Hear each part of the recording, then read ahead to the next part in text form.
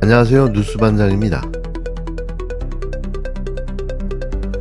현실세계와 사법부가 따로 노는 모습입니다. 잡아놓으면 뭐합니까? 놔주기 바쁘기만 한데요. 나는 관대하다며 집행유예를 남발하는 판사가 있습니다. 법원 폭동에 가담한 자들을 다 선처해놓고는 다신 안 그럴 거라 믿는다고 말하는데요. 누군가 아는 사람, 아니 청탁받은 사람이 끼어 있었던 게 분명해 보입니다. 서부지방법원에 침입한 폭도들을 한꺼번에 우르르 집행유예로 풀어준 판사. 이건 한마디로 경악 그 자체입니다.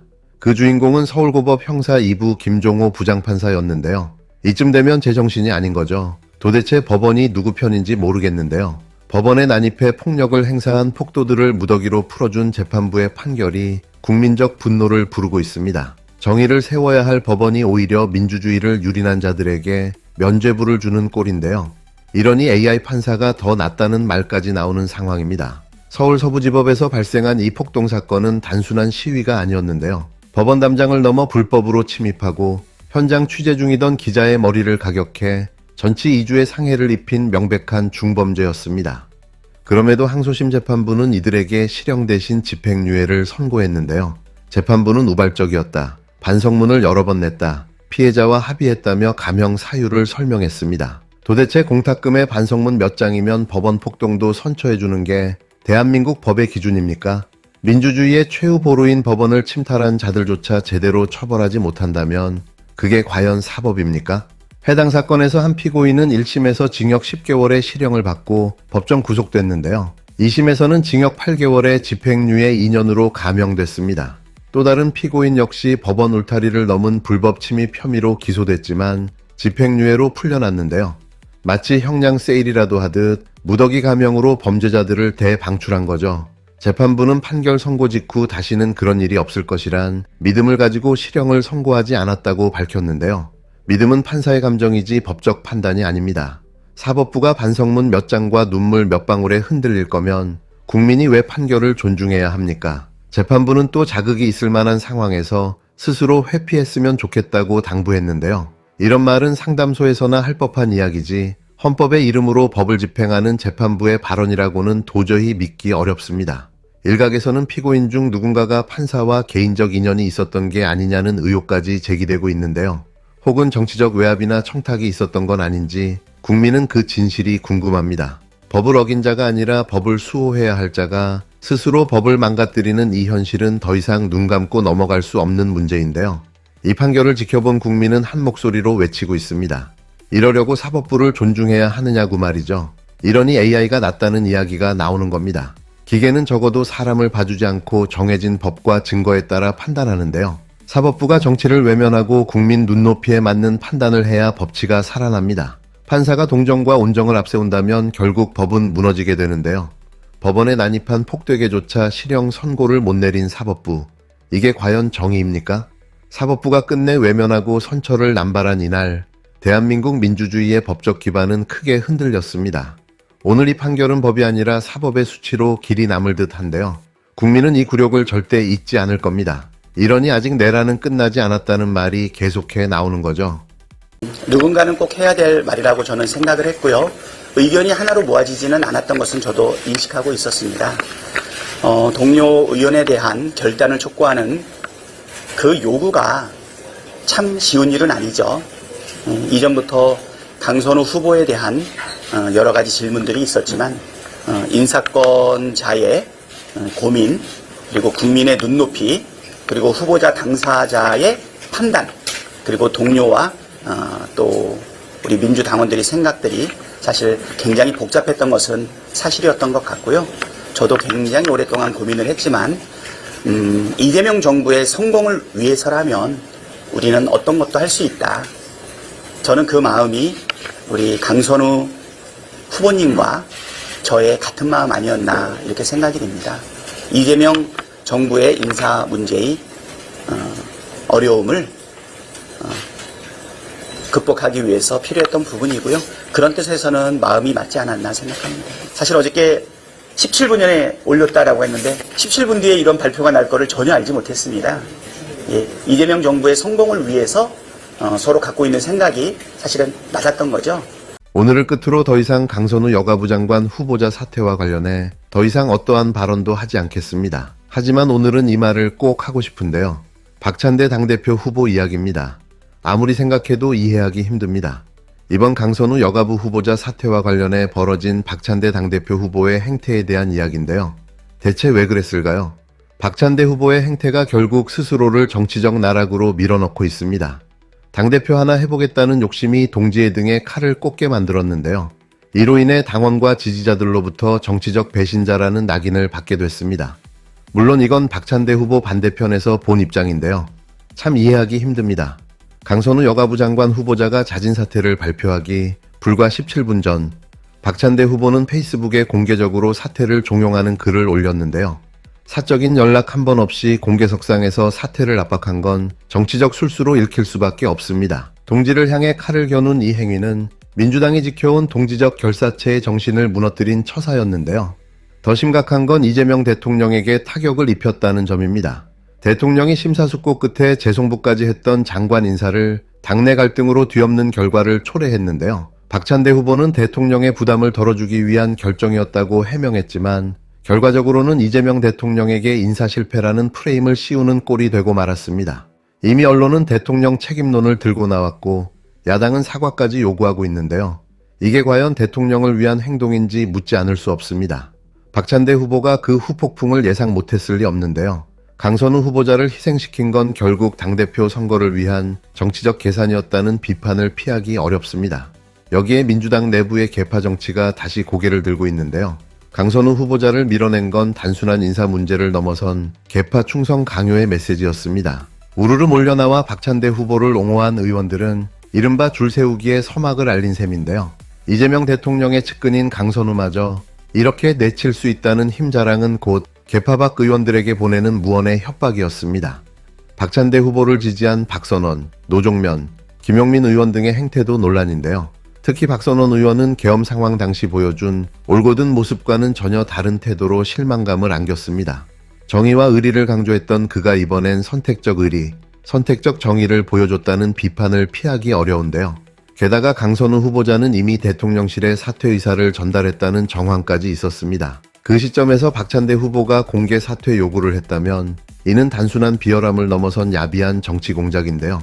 강 후보자를 자리에 연연하는 인물로 만들고 대통령을 부적격자를 고집하는 지도자로 만든 이 프레임은 단순한 실수가 아닌 정치적 무리수입니다. 이번 인사는 이재명 대통령의 의지가 강하게 반영된 첫 장관 인사였는데요. 교육부 장관 낙마와는 비교가 안 될 만큼 상징성과 정치적 무게가 큰 인사였습니다. 강선우 후보자는 기레기들의 공격에도 버티며 청문회를 준비했는데요. 그런 상황에서 박찬대 후보가 앞장서 그녀를 희생시킨 겁니다. 정청래 당대표 후보가 강선우 후보자에게 오는 비를 함께 맞겠다고 말한 것과 달리 노종면 의원은 박찬대 후보에게 오는 비를 함께 맞겠다고 했는데요. 문제는 이 비가 국힘당이 아닌 민주당 지지자들이 쏟아낸 분노라는 점입니다. 당원들의 비판을 외부 공격으로 몰아가는 순간 민주당의 정체성은 스스로 붕괴될 텐데요. 당원들이 박찬대 후보에게 분노하는 이유는 분명합니다. 2020년 문재인 정부 시절 압도적 의석을 줬음에도 당대표 하나 잘못 뽑아 검찰개혁도 개헌도 모두 좌초됐던 그 트라우마가 되살아났기 때문인데요. 박찬대 후보에게서 그 그림자가 보이기 시작한 겁니다. 내란범들과 협치하겠다는 인식, 권력을 위해 동지를 희생시키는 태도, 그 모든 게 똑같이 반복되고 있는데요. 박찬대 후보는 정치적으로 아주 위태로운 상황입니다. 당원들의 신뢰를 잃었고 대통령의 권위를 훼손했으며 민주당이라는 공동체를 협박과 줄 세우기로 뒤흔들었는데요. 유튜브에 나와 말을 포장해봤자 소용이 없습니다. 국민은 의리 없는 정치인을 기억하고 결코 용서하지 못할 텐데요. 정치를 왜 합니까? 동지를 내치고 대통령을 곤경에 빠뜨리며 국민을 외면하면서까지 지키고 싶은 자리가 대체 무엇일까요? 이제 박찬대 후보는 노무현 대통령의 이름을 입에 올릴 자격이 없습니다. 정치란 국민을 위한 봉사이고 의리를 지키는 약속인데요. 박찬대 후보는 그 기본조차 저버렸습니다. 여러분, 사람 대접을 받고 싶으십니까? 의리 있는 사람이 되십시오. 여러분이 사람 대접을 받고 싶으면 의리가 있어야 됩니다. 그 사람들이 구속될 때 누구를 위해서 구속됐는가? 지 혼자 잘 먹고 잘 살려고 구속됐습니까?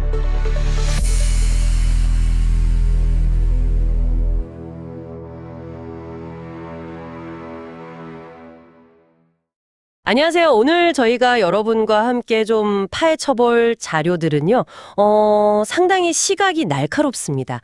최근에 좀 논란이 됐던 두 가지 사안인데요. 하나는 법원 판결, 또 다른 하나는 특정 정치인의 행보에 대한 아주 강한 비판입니다. 네, 맞습니다. 이게 단순히 사건만 나열하는 게 아니라 뭐랄까 사법부 판단의 공정성 문제라든지 또 정치권 안에서의 어떤 신의, 원칙 이런 근본적인 질문을 던지고 있거든요. 그렇죠. 그래서 저희는 이 자료들 속의 핵심 주장, 또 비판 지점들을 좀 객관적으로 전달해서 여러분께서 이 사안들을 다각도로 이해하시는데 도움을 드리고자 합니다. 네. 자, 그럼 첫 번째 사안부터 좀 더 깊이 들어가 볼까요?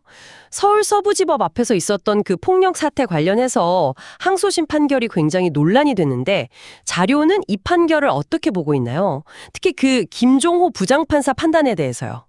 잔류는 이 판결에 대해서 국민적 분노가 아주 크다고 지적하고 있습니다. 그 법원에 불법으로 침입하고 심지어 기자를 폭행까지 한 피고인들이잖아요. 그런데 다수에게 집행유예가 선고됐다. 이 점을 강하게 문제 삼고 있어요. 아, 구체적인 사례도 언급이 되나요? 네, 예를 들면 1심에서 징역 10개월 실형을 받았던 피고인이 항소심에서는 징역 8개월에 집행유예 2년으로 감형된 사례가 나옵니다.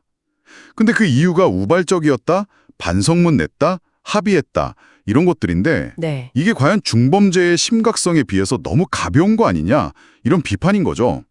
사법 정의에 좀 어긋난다 이렇게 보고 있습니다. 판사의 발언 자체도 좀 도마 위에 오른 것 같더라고요. 잔료를 보니까 판사가 뭐 다시는 그런 일이 없을 것이란 믿음 이런 얘기도 하고 또 자극적인 상황은 스스로 좀 회피했으면 좋겠다 뭐 이렇게 당부까지 했다고요. 바로 그 지점입니다. 자료에서는 이런 발언들이 법정에서 할 이야기는 아니지 않냐. 이건 거의 뭐 상담소 같은 데서나 할 법한 이야기 아니냐 하면서요. 그렇죠. 법적 판단이라기보다는 너무 감정에 치우친 거 아니냐 이렇게 아주 강하게 비판을 합니다. 심지어는 더 나아가서 뭐 판사와의 개인적인 인연이라든지 어떤 정치적 외압이나 청탁 가능성까지 의혹까지 제기하고 있어요. 와, 의혹까지요? 네. 그러면서 이제 사법부가 스스로 법치를 훼손하고 민주주의 기반을 흔들고 있다는 우려를 표하는 거죠. 차라리 AI 판사가 낫겠다 이런 격한 반응까지 소개하면서 이 판결을 사법의 수치다 이렇게 규정합니다. 사법의 수치. 상당히 강한 표현인데요. 네. 그리고 이걸 일언이 아직 내란은 끝나지 않았다는 세간의 인식과 연결짓고 있더라고요. 아, 그렇게까지 연결이 되는군요. 사법정의에 대한 이런 날선 비판에 이어서 다음 자료는 이제 정치 영역에서의 신하의 문제를 다루고 있는 것 같습니다. 강선우 전 후보자가 사퇴하기 직전에 박찬대 민주당 당대표 후보가 공개적으로 사퇴를 요구했었잖아요. 이 행동에 대한 비판이군요. 네, 이 자료는 박찬대 후보의 그 행동을 이해하기 힘들다 이렇게 평가하면서 상당히 비판적으로 접근합니다. 특히 그 타이밍, 강 후보자가 공식적으로 사퇴 발표하기 딱 17분 전에 SNS에 글을 올렸다는 점을 지적하는데요. 17분 전이요? 네, 이걸 두고 당권 경쟁을 위한 어떤 정치적 계산 아니냐, 또 이건 동지에 대한 배신행위다 이렇게까지 규정합니다. 뭐 이재명 대통령의 인사에 부담을 덜어주려고 했다 이런 해명도 있었지만 네, 그런 해명이 있었죠. 자료는 오히려 결과적으로 대통령에게 인사 실패라는 프레임만 더 강화시킨 거 아니냐 이렇게 반박하고 있습니다. 그리고 결국 타이밍과 방식이 문제였다는 거네요. 특히 만약에 강 후보자가 이미 사퇴 의사를 당에 전달한 상태였다면 박 후보의 그 공개 요구는 더 심각한 문제로 보는 것 같군요. 야비한 정치 공작이라는 표현까지 쓴다고요? 네, 그렇습니다. 자료는 만약 그런 정황이 사실이라면 이건 정치적 이득을 위해서 동료를 이용한 뭐랄까 아주 야비한 정치 공작이다 이렇게까지 강하게 비판하고 있어요. 그리고 이 사건이 민주당 내에 어떤 계파 갈등이나 소위 줄 세우기의 신호탄이 될 수도 있다는 우려도 함께 제기합니다. 또 박 후보를 옹호하는 일부 의원들의 행태, 특히 박선원 의원의 선택적 의리 문제도 같이 지적하고 있고요. 아, 박선원 의원까지 언급하면서요. 정치적 파장이 생각보다 더 클 수 있다는 분석이네요. 그렇죠. 이 자료는 박찬대 후보가 이번 일로 정치적 이득보다는 훨씬 더 큰 걸 잃었다고 평가합니다. 동지를 희생시키면서 대통령의 리더십에도 부담을 줬고 결국 당원들의 신뢰까지 흔들었다는 거죠. 신뢰를 잃었다. 네. 그러면서 2020년 총선에서 크게 이기고도 개혁 동력이 약화되었던 과거 트라우마를 상기시키면서요. 권력을 위해서 원칙과 신의를 저버린 행태, 예를 들어 내란범들과 협치하겠다는 식의 인식이나 동지를 희생시키는 태도가 반복되어서는 안 된다는 강한 경고를 보내고 있습니다. 경고 수준을 넘어서는 비판 같은데요. 맞습니다. 심지어 의리 없는 정치는 용서받지 못한다. 또 노무현 대통령의 이름을 언급할 자격이 없다. 이런 수준의 아주 격한 비판까지 담겨 있습니다. 네, 오늘 살펴본 자료들은 정말 사법 판결의 공정성 문제부터 정치권의 신의 논란까지 우리 사회의 아주 중요한 가치들에 대해서 정말 날선 질문들을 던지고 있었습니다. 논란의 중심에 선 결정들 그리고 그에 대한 아주 격렬한 비판들이었네요. 네, 이 자료들이 제시하는 비판의 핵심은 결국 신뢰의 문제로 귀결되는 것 같아요. 법 집행에서 관용과 정의는 어떻게 조화를 이뤄야 할까? 또 정치 세계에서 동료애와 원칙은 과연 어떤 의미를 가져야 할까? 그렇죠. 이런 공적인 위치에 있는 사람들의 결정이 신뢰를 잃었을 때 그 책임은 또 어떻게 물어야 할 것인가? 이런 근본적인 질문들을 던져주고 있죠. 여러분께서도 이 자료 속 비판들을 통해서 이런 질문들에 대해 한 번쯤 깊이 고민해 보시는 계기가 되었으면 합니다. 네, 오늘 저희가 함께 파헤쳐본 이 내용들이 여러분의 생각의 깊이를 더하는데 조금이나마 도움이 되었기를 바랍니다.